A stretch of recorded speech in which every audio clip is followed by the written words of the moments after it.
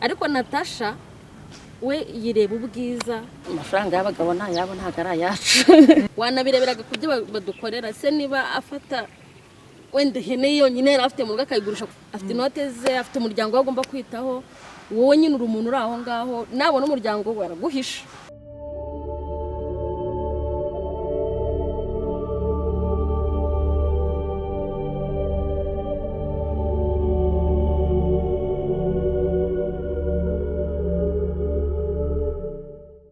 Turabashuje mwese bakunzi bo mu muryango TV nkuko bimenyerewe, buri muntu wese aba mu muryango. Uyu munsi rero turagarutse kandi tugarutse kuganira, ariko ndamenyesha ko buri muntu wese wumva atameze neza, umuntu wese wumva afite ikibazo, umuntu wese wumva bitariho bigenda, uyu munsi hari impamvu Imana ibifite umugambi mwiza. Ariko hari ijambo nkunda kubabwira, ntawiheba kurya atararyama. Mu gihe cyose wumva ubasha guhagarara ukagenda, haracyari ibyiringiro. Uyu munsi rero twakiriye umukobwa mwiza cyane mu muryango TV, nawe n'umunyamuryango no mu muryango TV. Agiye gutangira adusengera, kuko mu muryango TV buri kintu cyose, ibintu byose ikibanza ni Imana. Hanyuma twibwire dukomezanye n'ikiganiro. Karibu. Murakoze cyane kubaha Imana dusenga. Ndagushimiye Imana igira neza, gushimiye ko umukozi w'umuhanga, gushimiye ko aturinze twatugejeje amasaha umwuka w'abazima, icyubahiro no guhimbazwa bibi byawe. Turi imbere y'amaso yawe rero Data, turi abanyabyaha, nutubabarire aho twagenze nabi, utwogesha amaraso y'umwana wa Yesu Kristo, utubonere muri ayo maraso.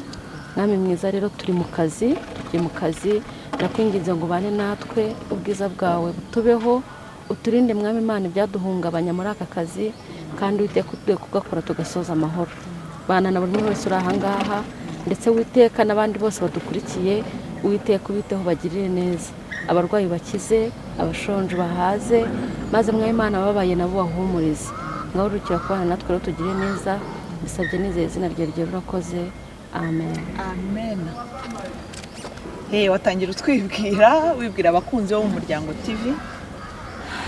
Murakoze, nitwa Mukanyandwi Silveri, ndi umukobwa nkuko yabibabwiye. Murakoze. Iyo niyo CV, ariko ni umukobwa, nicyo kintu atubwiye. Uyu munsi rero Silvi tugiye kuganira. Warebye filime Nyuma y'ibihe? Tugiye kuganira. Warebye episode ya mbere ndetse n'iya kabiri. Nk'umukobwa tugiye kuganira ku mukobwa witwa Natasha.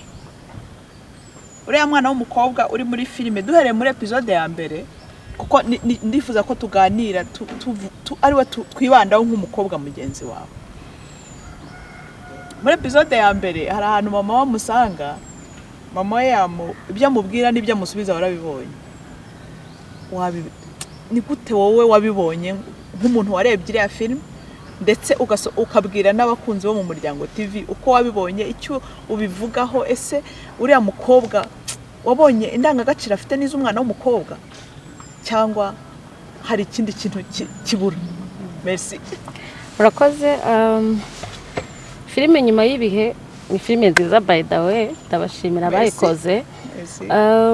Kuri Natasha afite umwihariko we, uburyo yitwara kuri mama we ntago ari uburyo bukwiriye umwana w'umukobwa. Umwana w'umukobwa aba agomba kubaha, noneho kugera ku mubyeyi ho biba ari ikindi. Umuntu wari wese undi yagakwiye kubaha umubyeyi, Ariko Natasha we yireba ubwiza, akibagirwa ko ubwiza nta hantu bwamugeza butarimo kubaha. Uburyo rero namubonye ameze nk'umuntu wumva ko ntagatekereza abandi bantu bari ku ruhande rwe, uburyo asubiza mama we, uburyo amurebera muri miriwari, uburyo avuga, ntago avuga nyine nk'umuntu utekereza ko hari abandi bantu bamureba cyangwa se bamwitayeho. Nkurikije uburyo ameze muri no filime, mama we aba ari indushyi, yagakwiye kumuba hafi, n'umukobwa w'imfura, ariko rwose ntabyitayeho. Ntago bikwiye ku ruhande rwanjye ntabwo bikwiye umwana w'umukobwa. hari undi muntu twaganiriye ambwira ko biriya ari ibintu bisanzwe bibaho kubera ngo aje arimo imyaka agezemo, biriya ngo ni ibintu bibaho byo kwivumbura gusa n'uwivumbura ku mubyeyi. Ariko nkibaza ese nubwo byaba bibaho kugira ngo umubyeyi aguhamagare narangiza nakubaza ujye umubaza ngo ariko ubundi wanshakiraga iki, ntabwo bikwiye koko nk'uko bivuze. ariko se umukobwa nkuriye umeze kuriye umaze kuvuga ko bidakwiye, niye nama wamugiye? Inama nagira Natasha cyangwa abandi bageni. Yego, ubwo ni Natasha n'abandi bameze nka Natasha. Inama namugira ndabanza mvuge kuri uwo muntu wavuze ko ari ibintu bisanzwe. Yes, ni ibintu bisanzwe kuri iriya myaka, ariko se koko nyine birakwiye? Ntabwo bikwiye. Kuri iriya myaka, imyaka Natasha arimo ni imyaka ubundi nyine wubaka ahazaza hawe. Rero ntabwo niba yitwara kuriya mu rugo urumva hanze yaho se yabitaho oya. Nyine niba ari mu rugo hari imbere aho abandi bantu batamubona, no hanze ni kuri ame ni kwa kundi asho no gusanga umuntu yaguye mu nzira ntabe yanamufasha kandi yaramukeneye ubufasha. Inama rero nagira Natasha n'abandi bagenzi be nuko kubaha ni inzira, kubaha n'urufunguzo rugufungurira imiryango itandukanye. Ubahe utitaye ku wo wubaha, turetse na mama wawe ubaha bo mungana buruta, mbese ikinyabupfura kikurange. Ntabwo rero uburyo Natasha yitwaye wenda umuntu nuko aha hari wenda ashobora kutarebye episode ya 2 arebe nyine Natasha wa nyawe. Ntabwo ibintu ari gukora ari byuko bisanzwe, ahubwo nyine yifitemo agaco kadasobanutse kuburara, niko nabivuga openly nkanjye nk'umuntu warebye na episode ya 2. Ariko nkaba nabagira inama nubwo ntarareba episode zikurikiye, ariko nshobora gutekereza nakomeza kwitwara kuri Natasha bizamwicira ejo hazaza, kandi ababyeyi bamufitiye icyizere. Yego, murakoze cyane. Uravuze uti kuriya yitwara bishobora kuzamwicira ejo hazaza. Ubundi ejo hazaza aho umwana w'umukobwa nk'uko wari umaze kubivuga hashingiye ku myitwarire ye, kukubaha. Noneho iyo umuntu yubashye akora ibyo yagombye gukora. Natasha ikigaragara nk'uko wabivuze icyo yitayeho n'ubwiza. Ese muri iyi minsi abakobwa beza n'abandi bameze nka Natasha nyine batekereza iby'ubwiza akumva nta kindi kintu yazakora usibye kuba ari mwiza, wabivuga iki? Murakoze. Ikintu navuga ku bantu batekereza gutyo, nge nabifuriza kujya bakurikirana Miss Rwanda. Miss Rwanda bagira niba ari indangagaciro sinzi kuntu nabyita, ubwiza, umuco n'ubuhanga, ngira ngo niyo nuza yabo. Rero niba uri umukobwa mwiza udafite umuco utari n'umuhanga, ubwo bwiza nta kintu kakumarira. Bantu bibona nka Natasha nabagira inama, niba uri umukobwa ubwiza bwawe buzagaragara kuko witeje imbere, ubwiza bwawe buzagaragara kuko hari umumaro umariye sosiyete urimo. Nakubwira ngo ubwiza bwonyine ntabwo buhagije kugira ngo nyine twebwe tukubone, ahubwo twe tuzakubona bitewe n'ikintu wigejejeho wowe. Rero inama nabagira nuko wakita ku kintu cyaguteza imbere. Yes, ubwiza ubwiteho kuko umuntu agaragara nabyo ni byiza, ariko nanone uvuga ati se uko ngaragara ni kibinyinjiriza. Noneho icyo ngicyo numara kukimenya uzashaka nyine cyakire gituma kikwinjiriza. Noneho uba uri mwiza ufite n'ikofi yawe bizaba ari byiza cyane. Ariko tukiraho kwiza harabo bwinjiriza, sibyo se? Yes, harabo bwinjiriza atafite adakoze ibyo uri uvuga, akaba ari mwiza ariko akaba afite n'abandi bantu bamureba ko ari mwiza bakamuha kuri iyo kofi atiri wavunika. Gusa icyo ibikurikiraho nibyo bikunze kuba ibibazo nk'uko bivuze. Ariko ubwo bwiza nyine uko yagendaga n'uko yitwaraga nibyo byatumye abantu bamubona, cyane cyane abagabo. uribuka muri episode ikurikira Natasha ahantu twabonye yinjira mu modoka twongera kumubona mu kabari ariho anywa inzoga.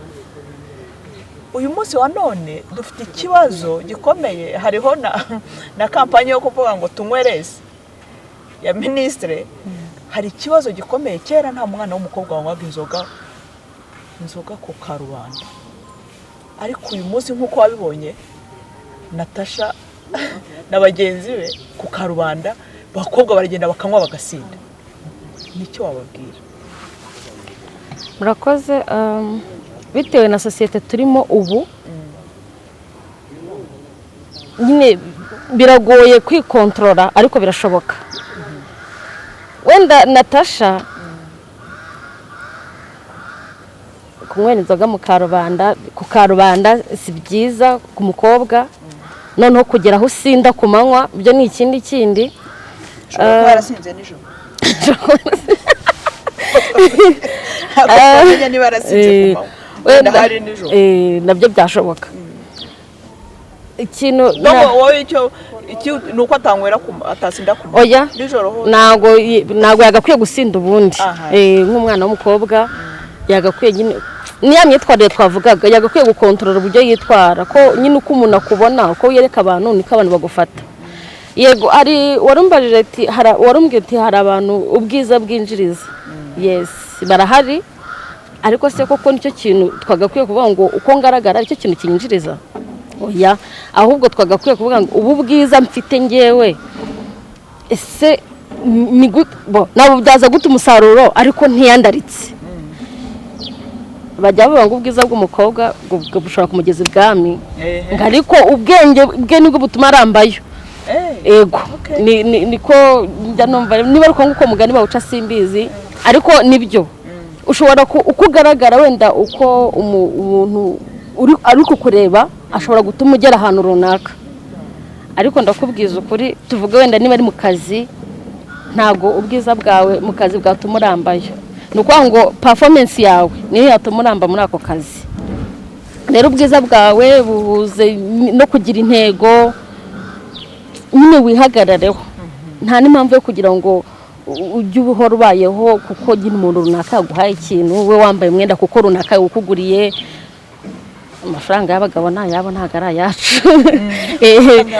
Nayabo ntago ari ayacu, dukorera ayacu, twiteze imbere. Urakoze cyane Sylvie. Amafaranga y'abagabo nayabo ntabwo ari ayanyu, ariko se iyo bibaye ngombwa ko aba ayanyu, kuyinjoyinga byo hari icyo bitwaye? Murakoze cyane. Burya nta kintu kiryoha nko kwenjoyinga amafaranga yawe. Tuvuge niba umuntu yagusohokanye arakugenera, arakubwira urafata iki, ariko ifite amafaranga yawe uravuga ati uyu munsi ndasangira n'uyu inshuti zanjye uyu munsi. Ariko niba nyine umugabo agiye kugusohokana, we afite uburyo ateguye ibintu bye, ntashaka ko uri kumwe n'inshuti zawe, kandi nawe urumva uri kumwe n'umugabo utari uwawe, ntago wisanzura ibyo wakigira byose. Rero na prefera yuko wakora kugira ngo ahubwo ujye usohokana n'abantu bawe ushaka. Ubwo rero ikintu navuga aho ngaho, nyine ntabwo dukwiye twikuramo cya kintu cyo kumva ngo uyu mugabo nyine afite inote, nzi ko afite inote ze, afite umuryango we agomba kwitaho, wowe nyine uri umuntu uri aho ngaho, nabona umuryango we araguhisha. Icyo ngicyo nacyo ukirebe, nabona umuryango we araguhisha, kandi nawe ubwawe ntabwo nyine ushobora kuba atari n'umugabo, ari nk'umusore. Ku musore ho n'ibindi ushobora kuba ari umusore mukundana, ntabwo ibyo ngibyo najya kubyinjiramo, kuko relationship z'abantu ni nyine bafite uburyo bazitwara. Gusa niba ubona wa musore muri kumwe nawe ari kwica viziyo yawe cyangwa se plan ufite imbere, ntekeza ko umuntu mutakakwiye no guhuza, mutanakwiye no kugendana, kubera ko ntago gushyigikira kugera kuri za ntego ufite. Yego, none se uvuze ngo ubonye umusore ashobora kukwicira viziyo, sobanura neza. Umusore waba ushaka kwicira, yenda n'umusore kurugero, tuvuge nk'umukobwa umeze nka Natasha. Natasha uko wamubonye ubona ko ari nk'umukobwa ujya kuba naive, wakagorya ukuntu abakobwa nk'abo kandi babaho akaba yumva umuntu wese umubeshye ngo aramukunda agahita yumva ko amukunda ntarebe icyo ashaka kindi kugira ngo umenye umusore uzakwicira viziyo umubwirwa n'iki bwira abandi bana b'abakobwa wamubwirwa n'iki yaje arakubwira ngo ndagukunda buri ibyo byose wumvise ukuntu uriya musore abwira Natasha ati sheri ibintu umwana w'umukobwa w'imyaka 21 yumvise umuntu ubwira sheri aba yumva amukunda wowe ni wasobanurira ukuntu uzamenya umuntu ugiye kwica ahazaza hawe. Murakoze. Umuntu wese aba afite intego afite ibintu yifuza kugeraho ariko akenshi dukenera na wa muntu dusunika nyine kugira ngo za ntego tuzigereho. Wenda ndatekereza ko wenda nko mu myaka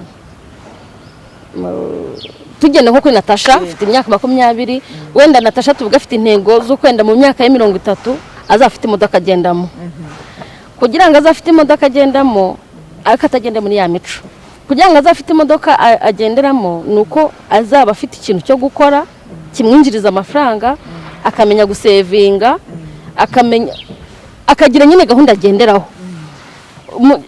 Umusore rero kugira ngo umenye umusore utakwicira viziyo nuko amushyigikira nyine muri bya bindi ari gukora.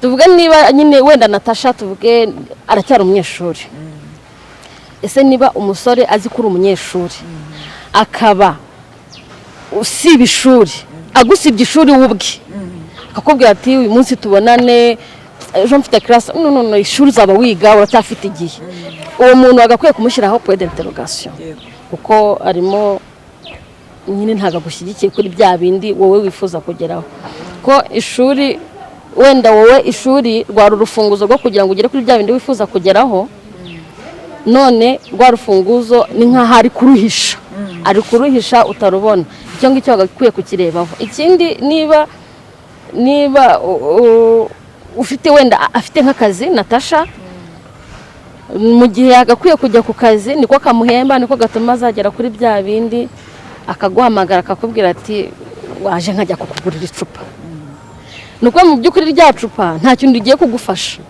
uragenda munywe musinde rimwe na rimwe usanga bakoresheje ibyo mutapanze wenda nkurikije nka Natasha uburyo yasinzemo bakamuterura ntago tuza bamujyanye ariko ibyo byose ntago bamujyanye mu rugo ntago bamujyanye wawe kuko iwawo kuko twarebonye bamubuze mu rugo urumva rero ibyo byose ahantu ari ntago ari musaza we ingaruka rero ushobora kuva kuri kiriya gikorwa cyonyine yakoze kiramwicira avenir nose tuvuge niba uri umusore koko ari umusore bakundana nka Natasha nk'umuntu utekereza ari nk'umuntu ufite vision yagakwiye kuvuga ati uyu muntu unywesha kugeraho nsinda kugeraho nanirwa gutaha ntago ariko mfasha muri vision yanjye ukaba wenda wafata undi mwanzuro niba ubona ari umuntu ushobora guhinduka no ushobora no kumufasha agahinduka birashoboka ushobora kumufasha ariko igihe ubona utamufasha cyangwa se adashaka guhinduka nawe ukavuga ati reka ndebe ibyanjye byo byose umuntu tuzahuza azaboneka. murakoze cyane Sylvain ariko ntago hari akantu nariho numva neza Natasha nubwo yenda hari muri vacances ntago yari ariho yiga ntago byagaragaye neza ariko nkuko bivuze uriya musore kugira ngo amujyane anywe inzoga asinde anamutahane aho harimo ikibazo ariko rero urubyiruko rw'ubu abakobwa bagenzi bawe umusore utamunywesheje ngo ntabwo aba ari sawa ntabwo ujya byumva ndetse umukobwa utanywa aba ari ikibazo muri sosiyete yo muri iki gihe turimo babivuga iki nigeze kuvuga ko nyine muri iki gihe turimo biragoye kuko dushaka uko batureba uko nyine inshuti zacu zitubona nyine dushaka kwisanisha nabo ariko mu by'ukuri nicyo navuze ntago viziyo zacu ari zimwe ntago twebwe ibyo twifuza kugeraho ari bimwe yes ari muri vacances ariko se nyine ikintu yamufashije ni ikihe buriya nta kintu yamufashije nk'umuntu uri muri vacances nkanjye watangiye filime nkayireba uburyo nyine itangira nta nubwo Natasha ntekereza ko sinzi ukuntu namuvuga ariko afite nyine nta gatekereza ejo hazaza yameze hati ntago hatekerezaho abaye hatekereza yagakwiye guhera mu rugo kumva icyo mama bamubwira yagakwiye no kubona biriya bibazo biri mu rugo ariko ngiye nkurikije uko namubonye nawe yameze nk'atabizi bo ashobora kuba abizi ariko ntabyitayeho ntago ashaka kubyinjiramo rero kuba wenda abantu tugendana bavuga ati niba utanywa inzoga bafite n'amazina bagenda babita uridage ntabwo usobanutse ntabwo uri umusirimu ibintu nk'ibyo nyine ibyo nabyo bishobora kugusunika ariko nanone nakwinsisita kuri cya kintu kivuga ngo wowe reba intego zawe nyine wowe reba icyo ushaka kugeraho utitaye ku cyo uyashaka utitaye ku cyo uyashaka ahubwo wowe ushaka kugera ku ki ese kugira ngo ukigereho urakora iki ushobora kubigeraho kandi za nshuti zawe utaziretse niba tuvuge niba inshuti zawe bizi ko iyo mwasohotse nyine bibasaba gusinda kwifata birakugora nawe ukanywa nawe ugasinda mushobora gusohokana ukanywa icyo ushoboye oya ukanywa icyo ushoboye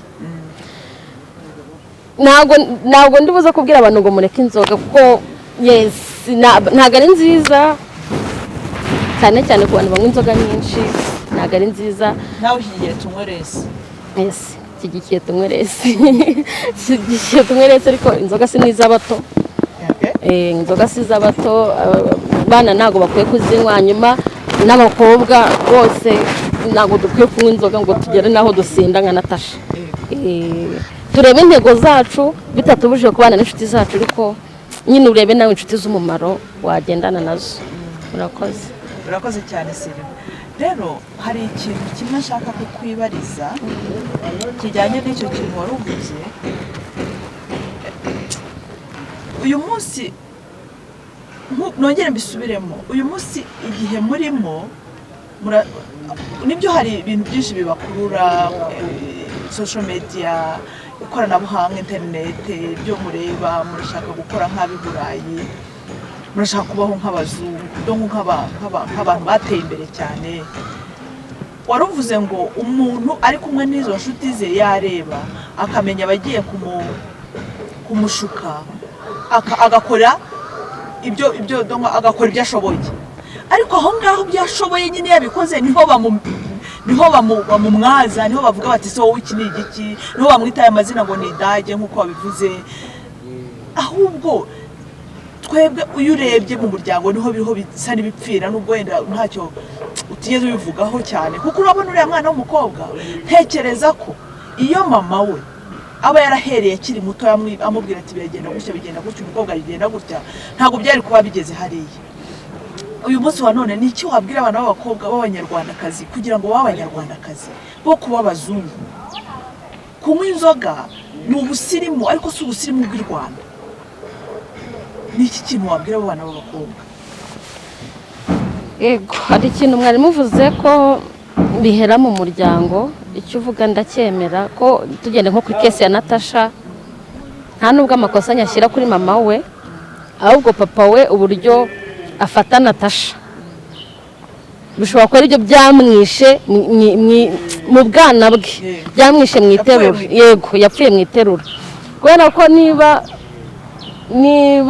umubyeyi niba dufite amahirwe ko dufite ababyeyi bose bagakwiye gufata inshingano kuri twe kamenya ari he araye he apana kumuhimbira ibinyoma bitanahari tureba nka papa we yavuze ati yaje kureba amavuta arayaburage nuko ngo we afatanya nawe ntabwo yitaye kumenya ngo yari ari he ntabwo yitaye kumenya ngo yari gukora iki cyane ko yavuze ko ashaka kumushyingira umushoramari ababyeyi rero nabo nanababwira nubwo narabo umubyeyi ariko nababwira abana banyu barabakeneye turabakeneye dukeneye ababyeyi bacu ko batuba hafi hari ibintu nyine ibyo mwanya muvuze bya social media societe turimo nyine turabibona bikatwica mu mutwe ariko none iyo dufite umuryango uri strong iyo dufite mu rugo nyine hakomeye iyo dufite mu rugo hatwitayeho iyo dufite mu hantu dushaka kuba hano mu rugo nyine vuga ati nubwo ndi hanze ariko ndumva nyine hari ahantu ngomba kuba ntari wiyumva gutya rero iyo mu rugo nta kibazo gihari iyo hari amahoro iyo ugera mu rugo ugasanga papa na mama baraseka baraganira ababyeyi kutuba hafi ntago ari ukuduha minerivare. Oya, minerivare ni nziza nibyo muri kutwubakira hazaza, ariko rero ikintu tubakeneyeho nuko tubana namwe. Ikintu tubakeneyeho nuko tubana namwe, mukatwumva, mukamenya nyine iterambere turi kujyamo, ariko mukatugayidinga uburyo tukwiye kuryitwaramo. Ngiye nicyo ngicyo navuga kuri la kesi ya Natasha, nuko ababyeyi nabo bagomba kubigiramo uruhare. Societe hari ibyo itwereka, ariko n'umuryango hari ibyo ukwiye kutwereka, nyine tukumva dushaka kuba mu rugo. Yego, hari ikibazo rero kisigaye kivuka cyane cyazanywe n'iterambere. Twebwe ngewe urabona ko ndi umukecuru, ndi mukuru. Twebwe uko twakuze burya ntago nka biriya Natasha yakoze, ntago njye nari nemerewe kubwira mama ngo hoya, ntago nari mbyemerewe. Ni ukuvuga ngo mama niba avuze ngo urakora iki, ndagikora, ntabikunda ntabikunda. Noneho ubu haje uburenganzira, aribwo butuma abana ngo bafite uburenganzira, ntago umubyeyi yamuhanye benda no kumufunga. Ni ukuvuga ngo twebwe baranadukubitaga, n'inkumi rwose bakandira. Ariko uyu munsi ukubise umwana, hari amategeko yaje amubwira ko apfuye, bamuhemukiye, bamwanze, hagahita hazamo ngo nihungabana kuko bamuhungabanije. Urabivuga guhana umwana umwereka inzira nziza, nk'umwana w'umukobwa wabaye umukobwa yenda mama yaraguhannye, gira ikintu bitubwiraho kugira ngo n'abandi bana b'abakobwa babyumve. Niba mama yaraguhannye, uburyo yaguhanagamo ndetse n'uburyo wowe wabyakiragamo. Murakoze. Igitsura cy'umubyeyi buri gihe kiba ari ingenzi. Nta uburenganzira bw'umwana nibyo burakwiye, kuko hari ababyeyi nyine, hari umubyeyi wumvaga ko ari umubyeyi, ariko nanone ukabona ntago ari guhana nk'uhana, ahubwo ari guhana nyine nk'ukandamiza, nyine kumva ko akurenzeho, kumva ko akurenzeho nyine nta kindi. Abana kurenze yes, abakurenzeho, ariko abakubujije uburenganzira bwawe. Nk'uko ahubwo ikibazo mbona abana bafite ubu ni ugutandukanya uburenganzira nyine n'ikinyabupfura. Hari uburenganzira, ufite uburenganzira bwo kwiga, ufite uburenganzira bwo kurya, ufite uburenganzira bwo kwivuza, ufite uburenganzira, ariko nanone ufite inshingano nk'umwana ku mubyeyi, ufite inshingano zo kubaha umubyeyi, ufite inshingano zo kumwumvira, nawe ufite ibyo ugomba kubahiriza. Kera baradukubitaga, nanjye ndi mukuru, baradukubitaga nyine, ugasanga nk'ubu hari ibintu bimwe na bimwe twagiye dutinya nyine kubera izo nkoni z'umubyeyi. Ariko nanone kubera umwana aba akiri muto, hari igihe ushobora kumukubita bikamwangiza, kuko hari abagiye bangirika kubera icyo kintu. Ariko hari uburyo ushobora kuganiriza umwana, hari uburyo ushobora guhana umwana, ukamwegera, ukamuganiriza. Hari ukuntu uhana umwana ufatiye hejuru ikintu yakoze, utashatse kumenya ni iki cyatumye akora iki kintu. Ariko niba umwana wamwegereye, wamenye impamvu yakoze iki kintu, ushobora kumuhana mu buryo bwo kumuganiriza. Kandi umwana nyine ibyo bisaba umuntu wabitangiye, nyine umwana akiri muto, ntabwo wafata nkanya uvuga ngo ugiye kunganiriza ku kintu runaka ndi gukora. Ubu ngubu ikintu mba ndi gukora nyine ni ikintu mba nzi impamvu ndi kugikora. Ariko niba waratangiye uri umubyeyi uganiriza umwana, kamwereka ikibi, kamubwira ikibi n'ukuntu akwiye kwitwara kuri icyo kintu mu gihe kimubayeho, uwo mwana iyo atabyumvise nyine ni kwa kundi nyine tuvuga ngo banza kumvira se nanjye yumvirije, nyine ugasanga agize ingaruka zimubayeho, bya bindi nyine ababyeyi bamutekerezagaho, cyangwa se nawe ubuzima yagakwiye kugira mbere burangiritse ntabugezeho kubera ibintu runaka yagiye anyuramo. None se Sylvie, wowe ntabwo wemera ko umwana w'umukobwa ungana na Natasha, ubwenge bwe, uburyo atekereza ntabwo ari nk'ubw'umubyeyi. Umubyeyi azi ingorane yahura hariya, azi ikibi kiva muri ibyo. Ariko hari igihe umwana w'umukobwa yari angana kuriya, ari no mu rukundo, hari igihe aba ubwenge bwe aba yumva niba abonye umuhungu umukunda, ntatekereza ngo bizagenda bite. Nkibaza ngo umubyeyi ibyo akubwiye niwe biba bifitiye inyungu umwana ubundi, sibyo? Ntabwo mpamya ko hari umubyeyi n'umwe uhana umwana kubw'inyungu ze, ni kubw'inyungu z'umwana. Kubera icyo uyu munsi wa none abantu babona ko guhana umwana niba ari no kumukubita bibaye ngombwa ngo ube umwambaye uburenganzira bwe, kuko yewe nabyaye umwana wanjye mukunda kurusha n'abandi bantu bose. Kumuhana mu buryo namuhannyemo ntabwo ari ibyo kumwangiza, byari byo kumuhana, ariko kubera ubwa burenganzira bwaje butuma abana bahita bumva ko babangamiwe, kuko ikigaragara abana bubu bigaragara nkaho bo iyo uhannye umwana ari wowe bifitiye inyungu. Reka ngo nk'urugero, umwana arize ukajya umubwira uti kutajya kwiga cyangwa kutsindwa, ukabona urahangaye, umubyeyi ahangayikiye amanota y'umwana, umwana akagira ngo amanota, ukibaza uyu mwana azi ko amanota ari ayanjye, amanota nayo niwe azagirira umumaro. Wabwira icyo abana kugira ngo bumve uburyo ababyeyi babahana n'impuhwe baba bafitiye, bo kujya bumva ko umubyeyi niba ahannye kubw'inyungu ze, cyangwa kubwo gushaka gukubita, cyangwa kubwo gushaka kumuhungabanya, kubera ko umubyeyi niwe uzi icyiza cy'umwana yabyaye. Murakoze.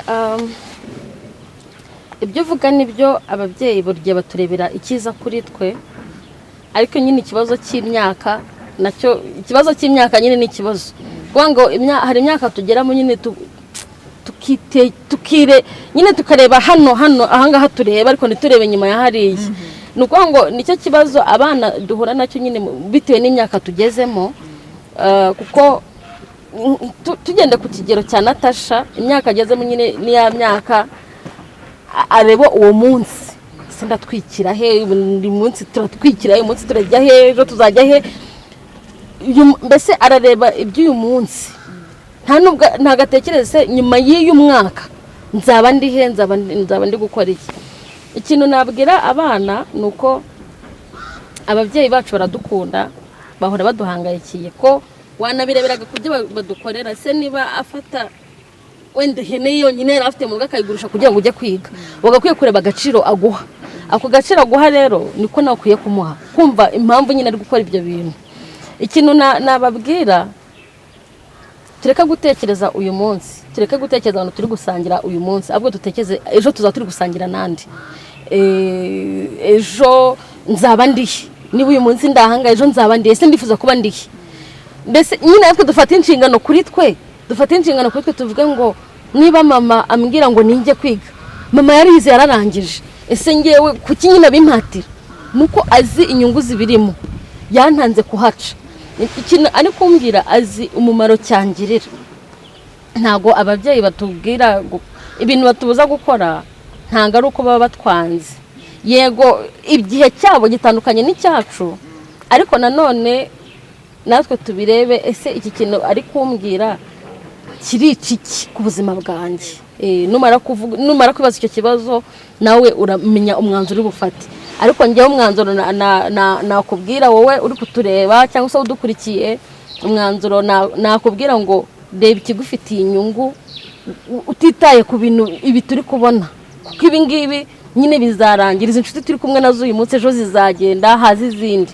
Ese ejo hazaza urifuza kuba ufite inshuti ki? Icyo nicyo nababwira. Ariko mwumve ko kumubyaduhana nagaruka twanze, nta nugaruka tubujije uburenganzira. Nawe ushoboraga kumubwira umubyeyi, ukamubwira uti mama ndifuza gukora iki, ndifuza gukora iki. Ashobora kukwemera kugikora, akakubwira uburyo ugomba kucyitwaramo, kuko akurusha experience, yagiye ahura na byinshi wowe utarabona. Ahubwo navuga ngo abana mugisha inama ababyeyi babo, bizajya bidufasha gutegura hazaza. Yego, Sylvie nubwo atigeze abitubwira, ari umwuga wa sinema. Niyo mpamvu twavuze kuri sinema. Uvuze akantu uravuga uti tugishe inama ababyeyi bacu. Ndashaka kugira inama noneho ababyeyi. Mubyeyi umwana aricara, nanjye ndi umubyeyi, akakubwira ati rero jyewe mama ndumva nshaka kubyina. Wamubona abyina inkoni gahaguruka. Umwana ati njyewe ndashaka kujya mu bamodo, ariko warasaza urashaka kujya kwirirwa winyonga hariya bizagufasha iki?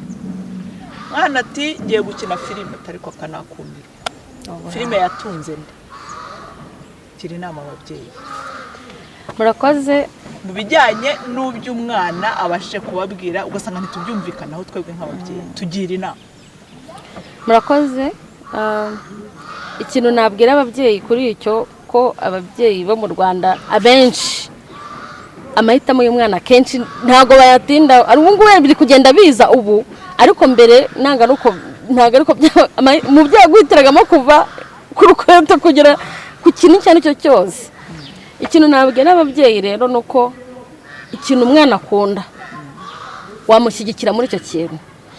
Tuvuga niba wenda umwana ashaka kuba umumodo, ikintu wagakwiye kumufasha ni ukumenya ese mu bamodo ni iki bisaba kugira ngo abe umumodo, ese nabo umumodo ni iki bizangiza ku byo wenda namuteganyagaho nk'umubyeyi. Wumve n'impamvu abishaka, ko buriya ku kintu kijyanye na passion, iyo umuntu ari gukora ikintu adakunze ni ukuri ntabwo agikora neza, ariko iyo uri gukora ikintu ukunze uritanga kuri icyo kintu. Niba wenda dutanze nk'urugero wenda kuri filime, kuri sinema, akenshi iyo wumvaga ngo umuntu gakina filime uhitaga wumva ko egari kirara, kumva ni uburara. Ikintu umubyeyi yadufasha aho kugira ngo nagende mu icyo kigali cyo kuvuga ngo ni ibirara, ahubwo yakora research we nk'umuntu mukuru akamenya ese muri sinema ubundi bya bintu bavugamo bikorwa bite, noneho akakumenyera imbogamizi. Nyine nicyo numva badufasha, akamenya imbogamizi zihari ariko akakugayidinga. Wowe tuvugana niba ugiye gukina filime ni urugero, iyo ugiye gukina filime abantu benshi baba bakureba, ni ukuvuga ngo uba ukwiye kuba intangarugero, abantu nyine ubaye role model w'abantu, abantu benshi bakureba. Niba ugiye gukina filime, umwana agiye gukina filime, we nk'umubyeyi mubwira ati hari abanyarwanda miliyoni 12 ziraranze zizaba zikureba. Wowe niba ugiye kujyamo, ugiye gukina, genda uzajya witwara gutya ABCD kugira ngo bagutandukanye na kakano ko kuvuga ngo abantu bakina filime ni ibirara. Yes, hari umuntu wenda runaka wanduje iryo zina ry'abasineaste, aragenda ajya gukina filime ariko aba n'ikirara, ariko ntabwo bivuze ngo abantu bose n'ibirara. Ni nk'uko mu gipandiri nawe ushobora gusanga harimo umupandiri w'ikirara, birashoboka. Rero ntabwo dukwiye gufatira abantu muri rusange. Ababyeyi ahubwo bahatubere, ni wenda umwana agiye ashaka gukina filime akiri muri cya gihe umubyeyi akimuhitiramo, we banze muharurira inzira, umumenyere imbogamizi ashobora guhura nazo, wenda umugayidinga ujya kwiye kuzitwaramo, noneho ariko byibura agere ku nzozi ze, akore bya bintu akunda. Murakoze cyane Sylvie. Tugera ku musozo, twavuze kuri filime Nyuma y'ibihe itambuka mu Muryango TV, ariko ubu ndashaka ko dusoza nk'umuntu uri muri sinema, usobanurira abanyarwanda sinema nyarwanda, urwego iriho, urwego yenda kugeraho, uko babonaga abantu, icyo bagomba kutwitegaho, icyo abantu bagomba kwitega ku bantu bakina filimi, abanditsi, abantu bose kuri sinema nyarwanda, ubagira inama, ubabwire uko bimeze byose. Murakoze. Sinema ni ikintu kigari, abantu tujya gukinira filime, kumva umuntu akubwiye wenda mwatiye nk'ahantu ho gukorera, akakubwira ati si isaha imwe, si ubwo si isaha imwe, kuko wenda kubera ko yamenyere kureba filime irangiye, akaba azi ngo nyine ya minota 30 ya filime buriya ni isaha imwe birarangiye. Ni nko gufata ifoto. Nk'umusineaste ntabwo mbimazemo igihe, maze ninjiye muri sinema mu 2020, nibwo nafashe short courses mu buryo bwo kwandika, kudirectinga, harimo na acting. Njye nabyemo kuko mbikunda, nabikunze nkiri umwana, ariko ntabwo nari nzi ngo nabigeraho gute. Njye rero kubijyamo byabaye nk'inzozi ziri kuba impamo, nabigiyemo ndi mukuru. Ikintu nabwira abantu nuko sinema no mwuga, nkuko wakora umwuga w'ubudozi, nkuko wakora umwuga w'ubuhinzi, sinema ni akazi. Noneho umuntu ufite wenda nk'inzozi zo kuba umusineaste, ntagire ikintu kiguhagarika. Icyo ushaka, menya ngo ndashaka iki, nshaka kuba umwanditsi, nshaka kuba umukameramani, nshaka kuba umwedita, ikintu ushaka cyose uvuga uti iki nagikora. Kandi experience abantu niba abandi barabikoze nawe wabikora ntucike intege kandi navuga ngo niba dufite inkuru nyinshi zo kubara ariko dufite n'ahantu ho kuzibarira inkuru yawe uyizanye tukayibwira abantu hari abantu benshi yafasha mu buryo bwo guhindura imibereho yes ni akazi sinema tuyifate nk'akazi nk'uko nyine tubyuka tukajya ku kazi kandi gasanzwe yego murakoze cyane murakoze rero bakunzi bo mu muryango TV mwumvise ko uyu mukobwa agira inama urubyiruko agira inama natwe ababyeyi inama ze tuzikurikize ikindi nongere kubibutsa ko umuntu wese ubona bitagenda umuntu wumva ntako amerewe umuntu wumva ahangayitse akomeza arwane ahatane kugira ngo azagere aho ashaka murakoze cyane murakoze